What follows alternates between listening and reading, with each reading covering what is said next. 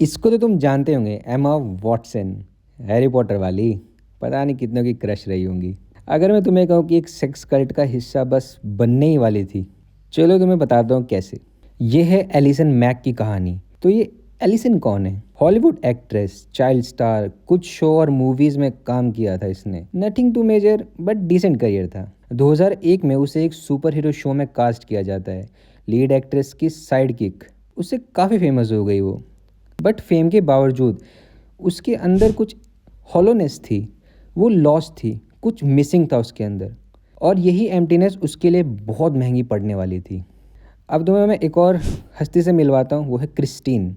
वो भी एलिसन के साथ उसी शो में काम करती थी। 2006 में क्रिस्टीन ने उसको एक कल्ट से मिलवाया जिसका नाम था NXIVM। फैंसी नाम बट शेडी इंटेंशंस। एलिसन गई, रेड फ्लैग थे हर जगह पर, बट वो देखना नहीं चाहती थी। बाय द वे, हम ग्रुप को ही कल्ट बोलते हैं। ये जो कल्ट होते हैं वो चाहते हैं कि हमारे साथ फेमस से फेमस नाम जुड़े, क्योंकि उससे उनकी पॉपुलैरिटी बढ़ती है। तो एलिसन को उस ग्रुप में रहकर अच्छा लगने लगा था, वो कंप्लीट फील करने लगी थी। अब उस कल्ट में एक रिच लेडी होती है जो उसको प्राइवेट जेट में बिठाकर फाउंडर से मिलवाना चाहती थी। और उस फाउंडर का नाम था केथ। इसकी फ़ोटो देखो आप।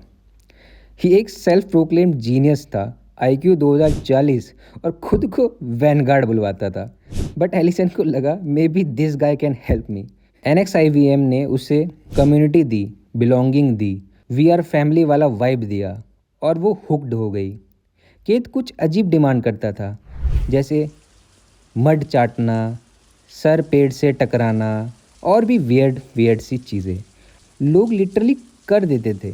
केत सिखाता था कि वुमेन को हमेशा एक पार्टनर के साथ रहना चाहिए, बट मेंस को मल्टीपल पार्टनर की तरह। बिल्कुल कन्वीनियंट, स्पेशली जब तुम खुद मल्टीपल वुमेन के साथ, यू नो। एलिसन एकदम आइसोलेट हो गई थी, दोस्तों से दूर, फैमिली से दूर। उसकी पूरी दुनिया केथ के अराउंड घूमने लगी 2011 तक, और Allison full time cult member. 2015 में केथ ने एलिसन को अपने सीक्रेट प्रोजेक्ट के बारे में बताया, DOS द वो मास्टर स्लेव प्रोग्राम। लिटरली वो उनको सेक्स स्लेव्स बनाना चाहता था। केथ का प्लान सिंपल था कि उसमें एक मास्टर होगा और उसके नीचे स्लेव्स होंगे। मास्टर मेल होगा, स्लेव्स फीमेल्स होंगी। उसने एलिसन को भी मास्टर बना दिया था ताकि वो बहुत सारी स्लेव्स उस कल्ट में ज्वाइन करवा सके। अब एलिसन का असली काम शुरू होता है, जिसमें वो इस कल्ट में वुमेन्स को रिक्रूट करना चालू करती है। एलिसन की पिच सिंपल थी, वो वुमेन एम्पावरमेंट ग्रुप है, मेंटरशिप प्रोग्राम है, फीमेल सॉलिडेरिटी मूवमेंट है। हाँ, एम्पावरमेंट, श्योर। वुमेन ज्वाइन करती थी, ब्रेन वॉश होती थी, और फिर ब्लैकमेल। ये कल्ट वाले उन वुमेन से कोलेट्रल डिमांड करते थे, nude photos, embarrassing secret, incriminating information. फिर बाद में अगर वो उनका कुछ डिसोबे करती थी या लीक करने की बात करती थी तो वो इस कोलेट्रल से उनको टॉर्चर करते थे। और फिर ब्रांडिंग। स्लेव्स को अपने पेल्विस पे सिंबल ब्रांड कराना पड़ता था, उसको ओनरशिप बोलते थे। मास्टर स्लेव पिरामिड यूजुअली 5 से 6 स्लेव पर मास्टर का होता था। एक ने क्लेम किया था कि उसके पास 22 स्लेव हैं, मतलब वो 22 फीमेल्स के साथ जब मर्जी चाहे जो मर्जी चाहे वो कर सकता है, और उसका कंट्रोल किसी के हाथ में नहीं है। और सबसे ऊपर केथ, परमिशन थी किसी भी स्लेव के साथ करने की, और वो कभी भी किसी भी स्लेव के साथ कुछ भी कर सकता था। उसने ये एम्पायर बहुत जल्दी ही बना लिया था। और अब आता है मेन ट्विस्ट। 2016 जनवरी। एलिसन को बस अपने मास्टर को खुश करना था, वो उसके लिए कुछ भी कर सकती थी।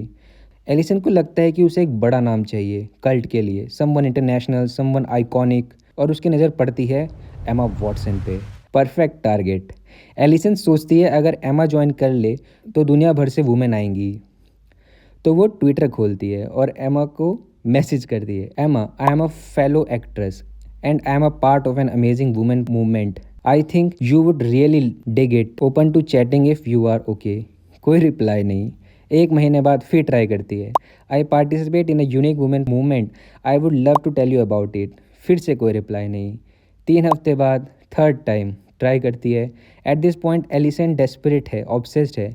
एमा ने कभी रिप्लाई दिया ही नहीं। हरमाइनी स्मार्ट थी, उसने रेड फ्लैग देख लिए होंगे। अगर वो इंटरेस्टेड होती, हु नोज, शायद आज दुनिया की सबसे फेमस एक्ट्रेस के पेल्विक एरिया पे भी वो कल्ट का सिंबल ब्रांडेड होता।